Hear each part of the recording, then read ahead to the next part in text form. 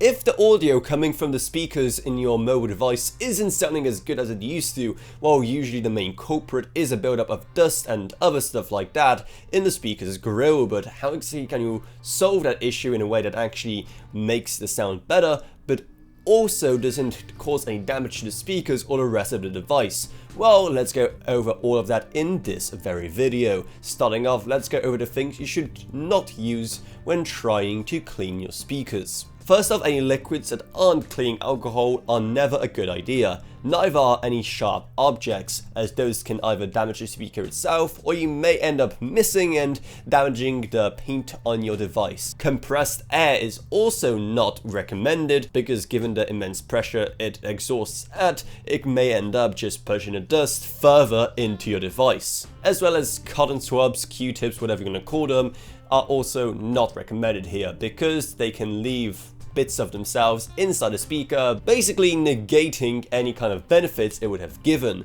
So okay, with all of that out of the way, what can you actually use? Well, you can use air, just not compressed air. Usually some kind of handheld air blower will do the job just fine. Just make sure you do it at an angle where you're blowing everything away from the speaker rather than further into it. Another thing you can use is something like a toothbrush or paintbrush, if you have any kind of lens cleaning brushes or anything like that. Also, any kind of adhesive putty, like say Blue Tack or Specialty cleaning putty, will also do the job by just pressing it against the speaker grill, picking up any of the dust or other debris hidden inside. So those are the main things you can try if you want to clean out your mobile device's speakers.